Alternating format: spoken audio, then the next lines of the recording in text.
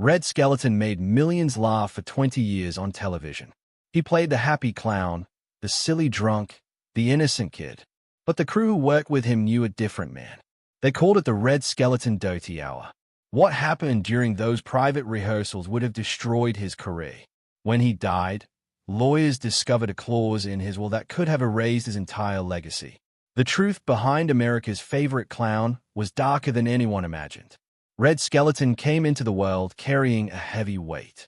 He was born on July 18, 1913 in Vincennes, Indiana, just 2 months after his father died. His father, Joseph A. Hart, had been a circus clown who left the ring to become a grocer.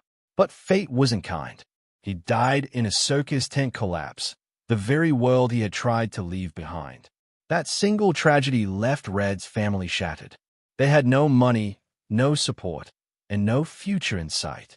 His mother, Ida May, was left to raise 4 children alone in a house full of grief and desperation. The poverty was brutal. People in the neighborhood didn't just whisper about it. They described it plainly. So poor, Ida took whatever job she could get. She scrubbed floors. She ran elevators. She kept going even when it broke her down. Red's family wasn't just poor. They were seen as hopeless. Parents in town told their daughters to stay away from Red, thinking he was headed nowhere. Those words and stays stuck with him. But instead of breaking him, they pushed him. At just 7 years old, Red began working as a newsboy. He stood on the streets of Vincennes shouting headlines, not because he liked it, but because his family needed the money. Every coin helped. He watched people, read their faces, and figured out how to make them smile. That job taught him more than school ever could. He didn't just sell papers. He learned how to perform. He found out that laughter got attention. That lesson would never leave him. Then at age 10, something unbelievable happened. He was outside the Pantheon Theater selling newspapers when a famous comedian, Ed Wynn, spotted him. Wynn bought every paper Red had and took him inside. He didn't just hand him a few dollars. He opened a new world. Wynn showed Red what show business looked like backstage.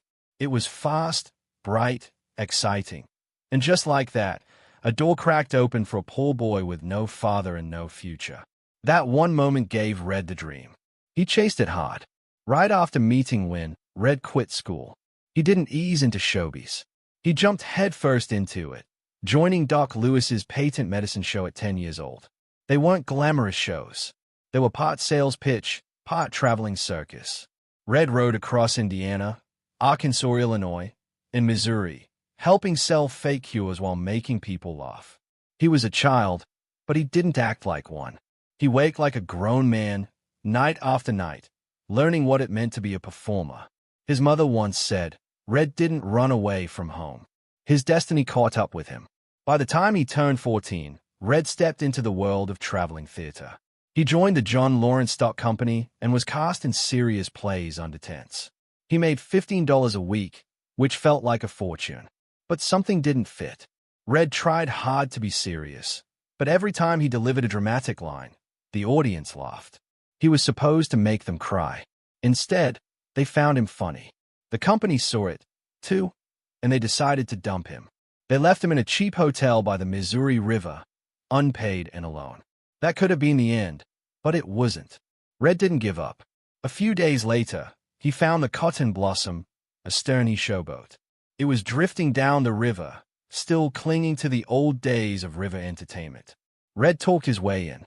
On that boat, he did it all. Danced, sang, joked, even wore blackface like other performers of that time. Every night brought a new challenge. Every crowd had to be won over. He learned to shift fast, work hard, and never let a quiet audience stay quiet for long.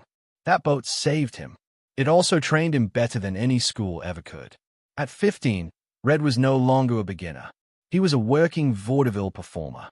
He'd done medicine shows, showboats, burlesque circuits, blackface minstrel acts, and even joined the circus. He followed in his father's footsteps as a clown, but he went even further. Some nights he emceed Depression-era dance marathons where couples danced until they collapsed for cash. He never stayed still. He did whatever it took to keep moving and keep working.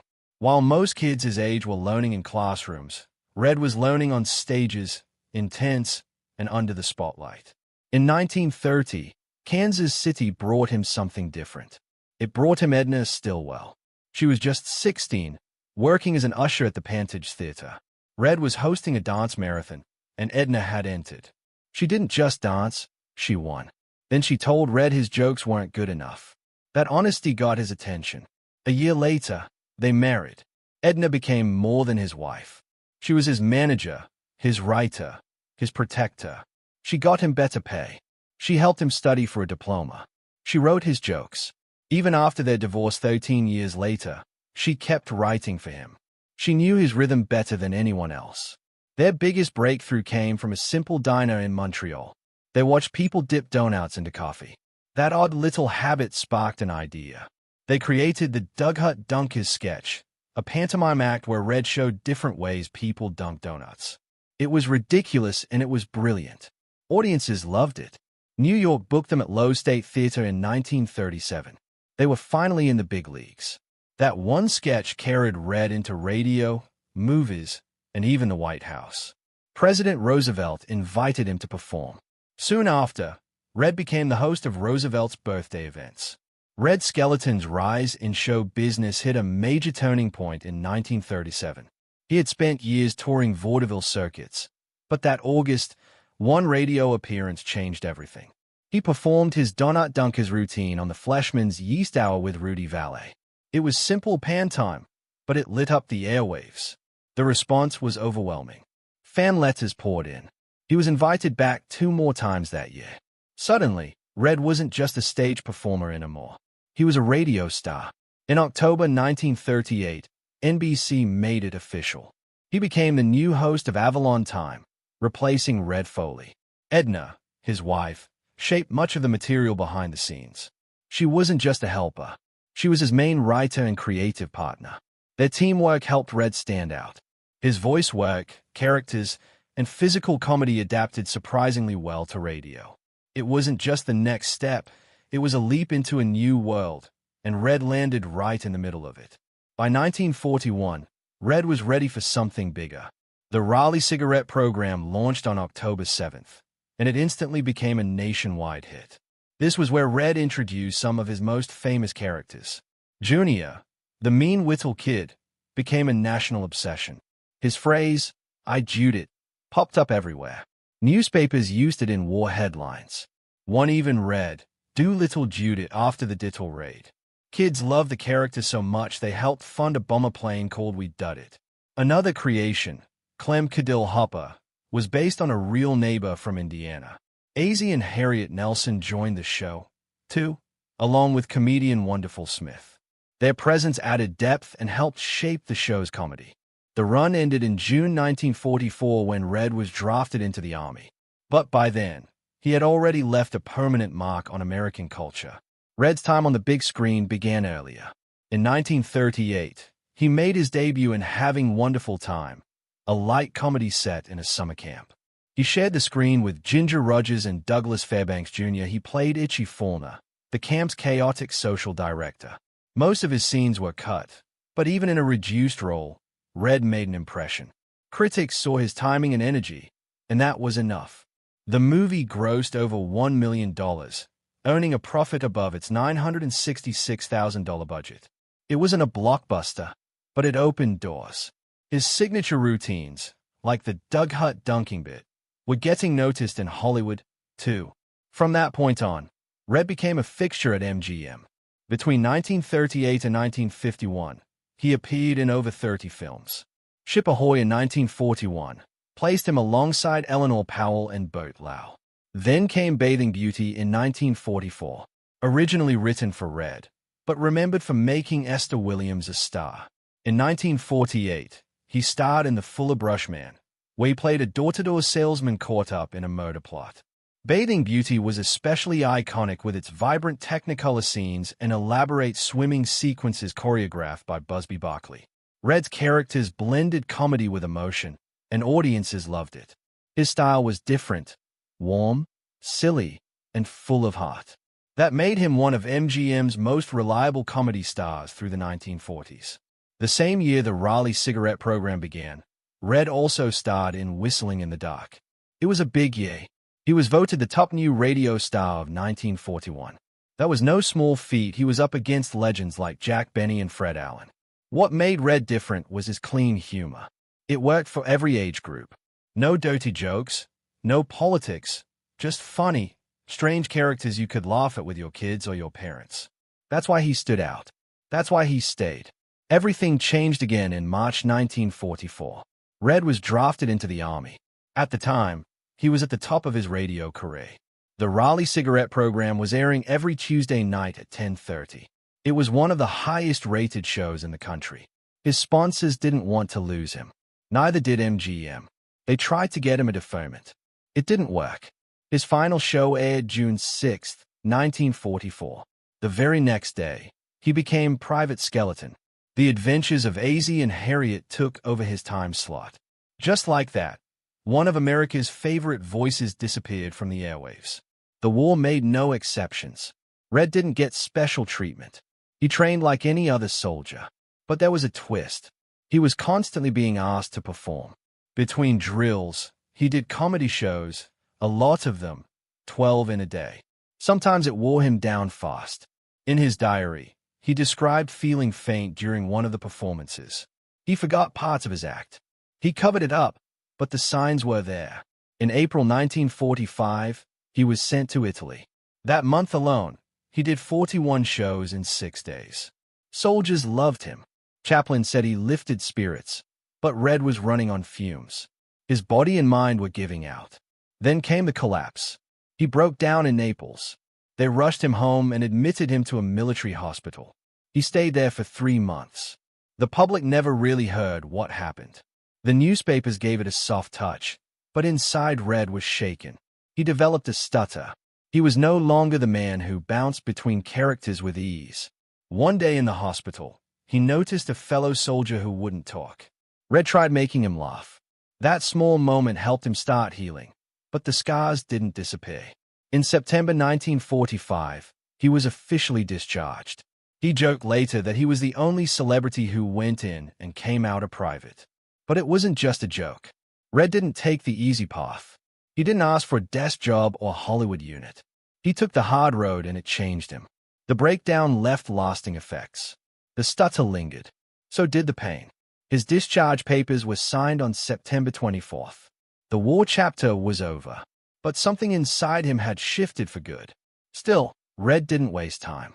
By December 4th, 1945, just 10 weeks after leaving the Army, he was back on air. The Raleigh cigarette program returned, and fans were thrilled. But those closest to him noticed the difference. Red was still funny, still sharp, but now there was something darker beneath the surface. He laughed less offstage. He withdrew more often. His new characters had a deeper edge. They reflected someone who had been through something. When Red Skelton's show first aired on NBC on September 30th, 1951, it didn't just fill another time slot. It exploded onto television screens. Red was already a star on radio and in film, and millions were eager to see how he would perform on TV. The country watched live as his familiar comedy took on new life thanks to a new technology called the coaxial cable, which let people across the U.S. see the broadcast at the same time. In the very first episode, Red ended his monologue by getting yanked off stage by 2 invisible hands. It was a hilarious bit, but it caused real injuries and he had to drop it later. Still, the impact of that episode was massive. By the end of its first season, the show ranked number 4 across all networks. At the 1952 Emmy Awards, Red won Best Comedian, and his show won Best Comedy, beating Milton Berle, who had always dominated. It was the start of something big. For the next 20 years, Red Skelton would shape the way Americans laughed. In 1954, Red moved his show to CBS. It was a smart move. CBS gave him more airtime and more freedom. By 1962, the show had expanded to a full hour and became a regular part of Tuesday nights for families across the country. It stayed in the top 20 for nearly 20 years in the mid-1960s. It even hit number 2 in national ratings. Red didn't just lead in comedy, he pushed boundaries in technology, too. Between 1955 and 1960, he paid for color broadcasts himself, even though CBS was still cautious about switching over. The show was a hit. But in 1970, CBS canceled it. Not because of ratings, it was still strong, but because they wanted younger viewers. Red's audience was older, and that didn't fit the network's new plans. The cancellation came as a shock both to fans and people in the industry. It was a cold reminder that even legends can be swept aside. One of Red's most loved characters came early in the TV run. In 1952, he introduced Freddy the Freeloader, a silent clown who lived in a shack, always smiling despite having almost nothing. He was based on Red's memories of his father, who had been a circus clown before he died. Red poured his heart into Freddy. It wasn't just a character, it was part of who he was. Freddy never complained. He believed something good was coming, even when things looked bleak. Red once said Freddy was the purest of all his creations.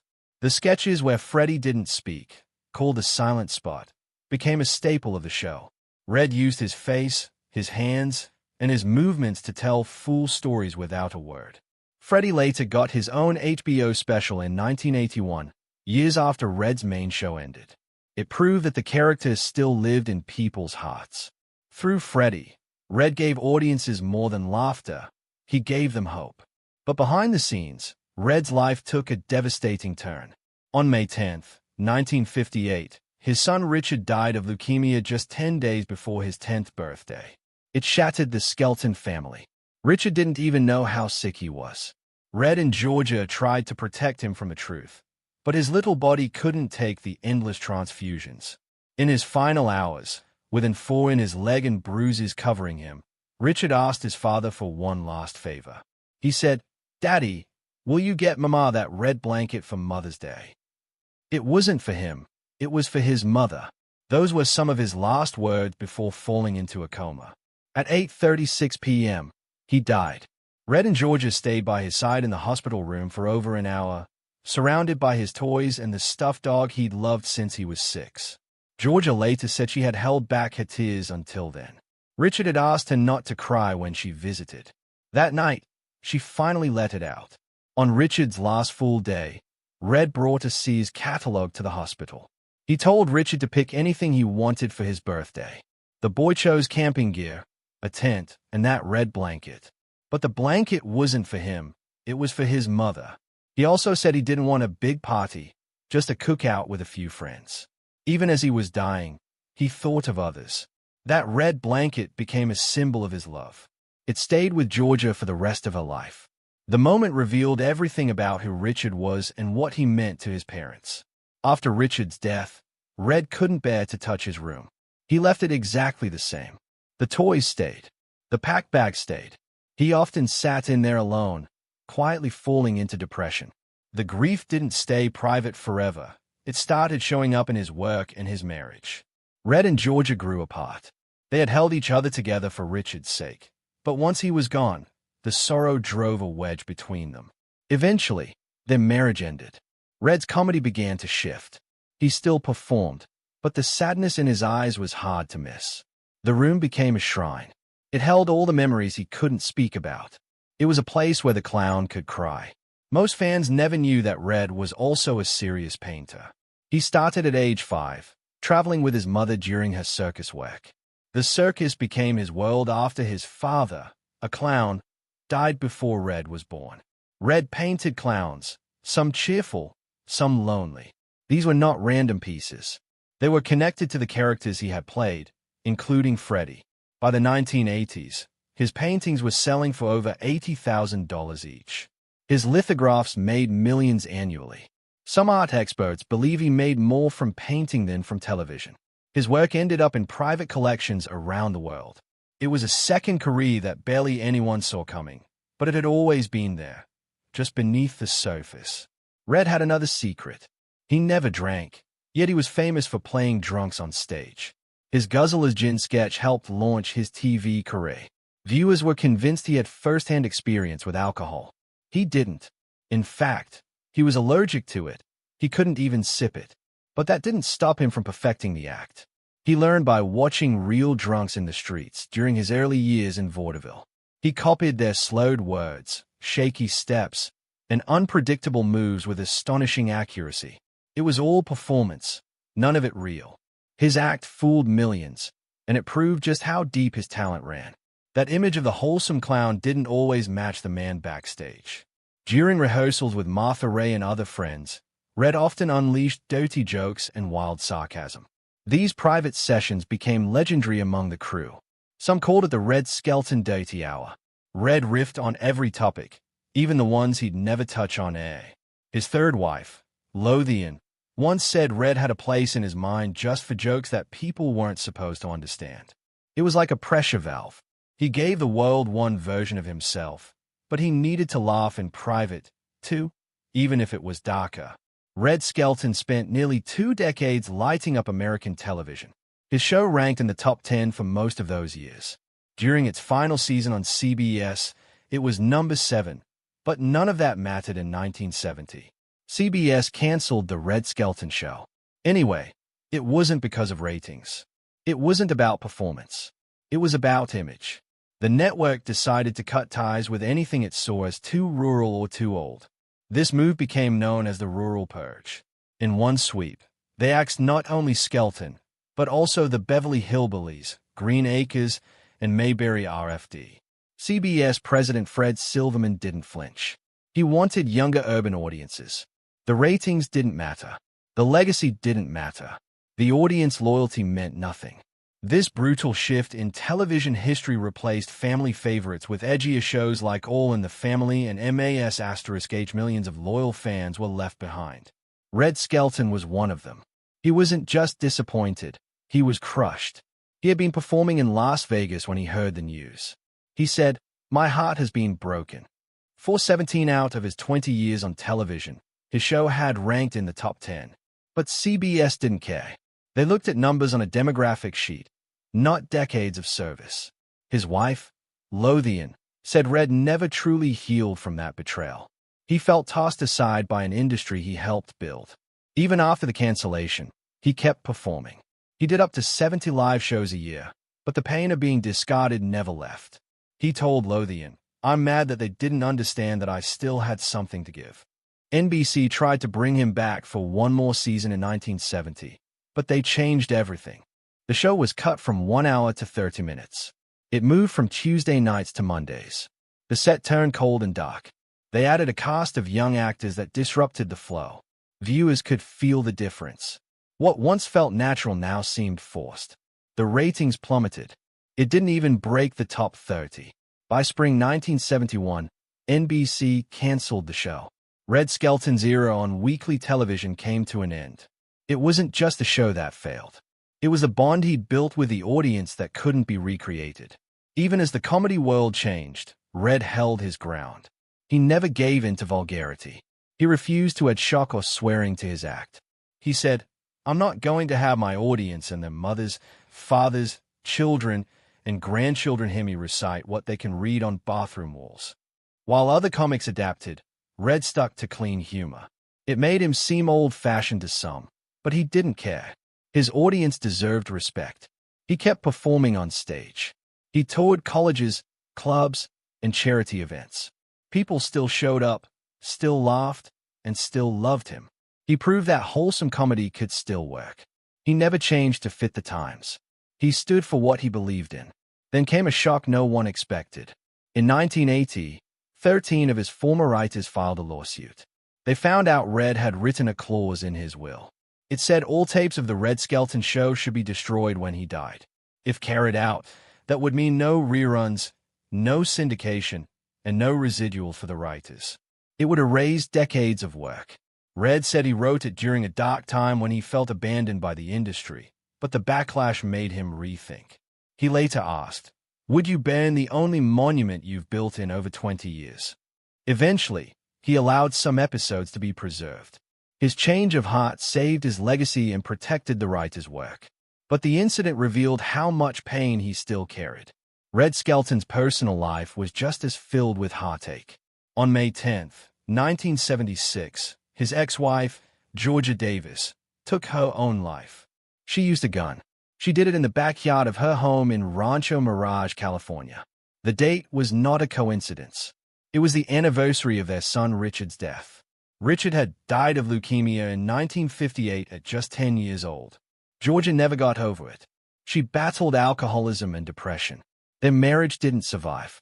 They divorced in 1971. 10 years earlier, in 1966, she had been shot in the chest with a .38 in Las Vegas. That too was surrounded by mystery. After her death, Red stopped performing for more than a decade. He withdrew from the spotlight. The grief consumed him. In 1973, Red married again. His new wife, Lothian Toland, was the daughter of legendary cinematographer Greg Toland. Red was 60. She was 36. They moved to a quiet ranch in Anza, California. They raised horses and tended to bonsai trees. They avoided Hollywood. They avoided the noise. Lothian became his source of peace. Red wrote her letters every day. She kept them, finding some only after he passed. She stayed out of the public eye, but she took on the role of preserving his memory. She made sure Red's work wouldn't be forgotten. Even without television, Red never stopped entertaining. He performed around 70 shows every year. Carnegie Hall, college auditoriums, casinos. He went wherever people would laugh. He also started painting. He focused on clowns. Collectors loved them. Some paintings sold for over $80,000. He earned up to $2.5 million a year from his art. But behind the scenes, the sadness never left. The grief never faded. He poured it into his work. Every smile he gave the audience was earned through personal sorrow. Red Skelton died on September 17, 1997. He was 84. The cause was pneumonia. He died at Eisenhower Medical Center in Rancho Mirage. His final years were quiet, but not idle. He painted, he performed, he worked, but he never fully recovered from losing his son or Georgia. Friends said he never got his full joy back. His clown paintings, often bright on the outside, carried something darker underneath. They were portraits of a man who lived to make others laugh while privately mourning. In 2013, Red's hometown of Vincennes, Indiana, opened the Red Skelton Museum of American Comedy. The date, July 18th, would have been his 100th birthday. It sits on the campus of Vincennes University. It's more than a museum. It holds his scripts, costumes, rave footage, over 200 paintings, and even personal items donated by Lothian.